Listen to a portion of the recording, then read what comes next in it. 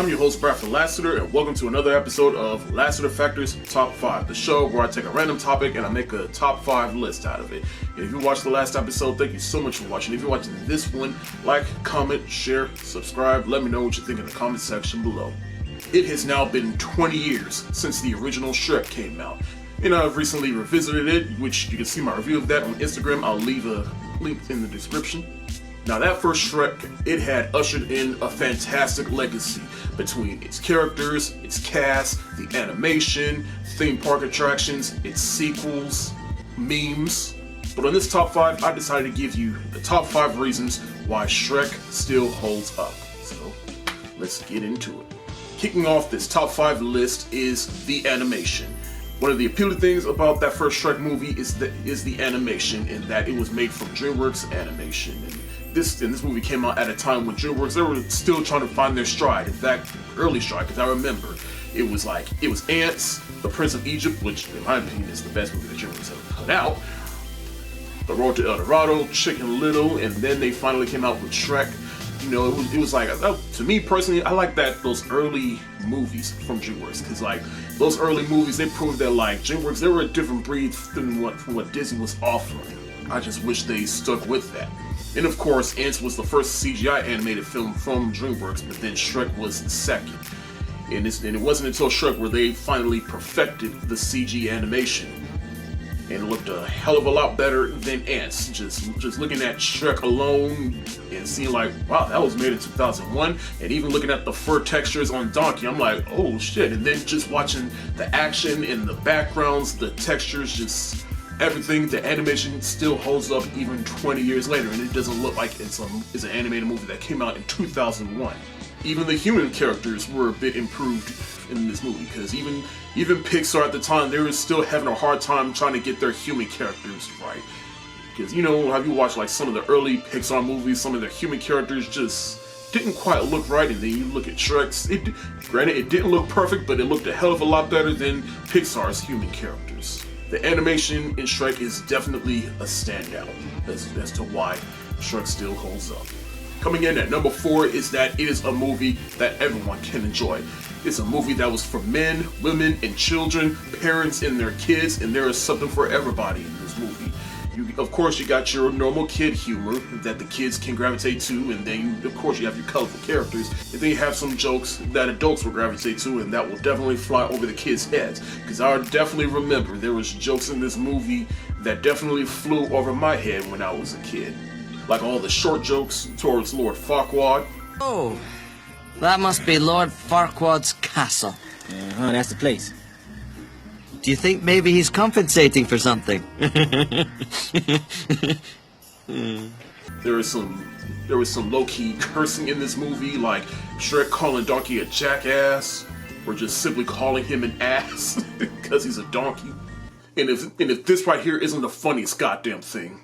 Look, you love this woman, don't you? Yes. You want to hold her? Yes. Please her? Yes. Then you got to try a little tenderness. The chicks love that romantic crap. And the Muffin Man. Do you know the Muffin Man? The Muffin Man? The Muffin Man. Yes, I know the Muffin Man. Who lives on Drury Lane? Well, she's married to the Muffin Man. The Muffin Man? The Muffin Man! And the low-key disses towards Disney, like Lord Farquaad, he's Lord Fuckwad. And again, I mentioned that there is some humor that kids will like in the very beginning where Shrek is reading the book, and then he gets to the part where it's like true love and true love's first kiss. And then it's like, yeah, like that's ever gonna happen, and then you realize he's in a porta potty and he turns that page on and uses it to wipe his butt. But of course, my favorite joke is when they first get to Duloc and they hit that little thing that pretty much reminds you of It's a Small World in Disney. Please keep up on the grass, shine your shoes, wipe your face. Coming in at number 3 is the characters. Now, one of the fascinating things about this movie is that there's not really that many characters. You just have your 4 main characters, and then everybody else is just side characters. Of course, you have your fairy tale creatures from various different fairy tales, but then you have your 4 main characters, which is Shrek, who is an ogre, and you just like his story, which I will get more into once I get to my number 1. And then you got Donkey, Fiona, and Lord Farquaad. I'm sorry.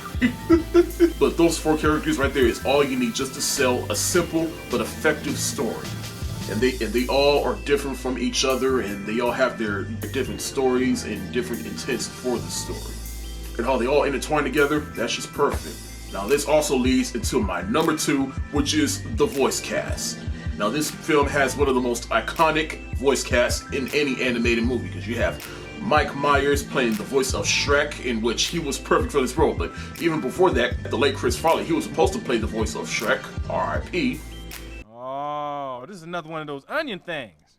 No, this is one of those drop it and leave me alone things. Well, why don't you want to talk about it? Why do you want to talk about it? Why are you answering the question with a question? Why are you asking questions I don't want to answer? Why are you blocking? I'm not blocking. Then why do you have problems expressing your wants? I don't. I want you to shut up. And he even recorded some lines for Shrek, but unfortunately he passed away. And then Mike Myers, he stepped in and he was able to fill in Chris Farley's shoes perfectly, because he was able to bring in that Scottish accent or English accent, or whatever you want to call it. He did it perfectly, and he was just good at voicing an overgrown ogre that definitely has some deep-seated issues. And of course it helps that Mike Myers, he played Fat Bastard in the Austin Powers movies. Get in my belly! Then you have Eddie Murphy, who is definitely the voiceover standout in not just this movies, but all the movies.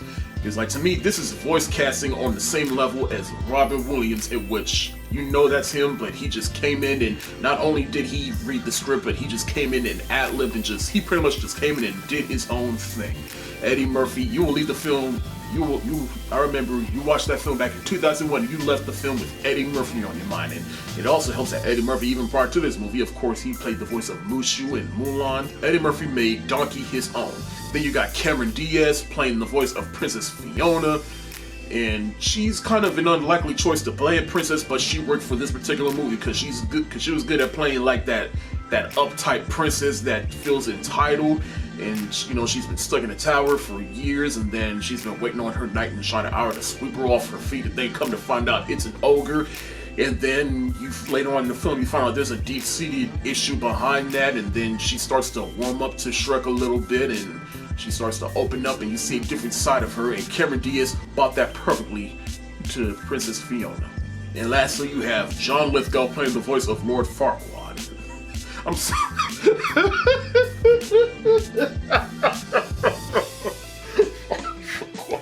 I don't know why just saying that out loud on camera is just funny to me now. Of course, John Lithgow, he's a more seasoned actor, and he's definitely at that stage in his life where you can just put him in a movie role and he'll know exactly what kind of movie or TV show he's making, and he is just having fun.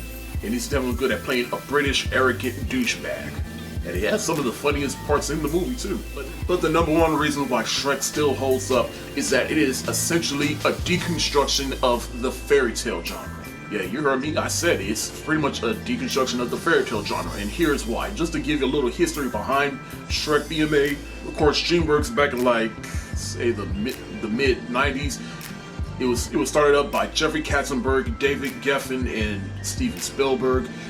Jeffrey Katzenberg, he used to work with Disney and was part of the success for the early years of the Disney Renaissance, but he left Disney and he pretty much spent those first couple of years trying to one-up Disney, and then he finally made Shrek, which is pretty much the anti-Disney movie if you think about it.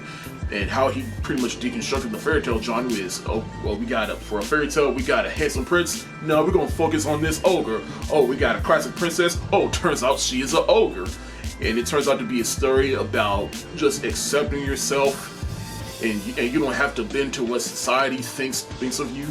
But pretty much it took the fairy tale genre, flipped it on its egg, and showed it from a different angle, and made the hero is someone that's not conventionally the hero type. It's not your average princess. This movie was essentially a satire of the fairy tale genre, and it also helps that this movie was pretty much made out of revenge for Jeffrey Katzenberg.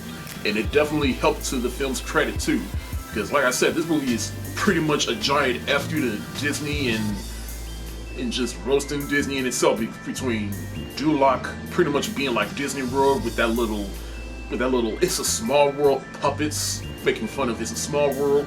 Lord Farquaad, he does look like then Disney CEO Michael Eisner. Shrek pretty much trying to get away from all the fairy tale creatures. The whole save the princess from the castle from a fire-breathing dragon, that turns out to be a lot different than what you think.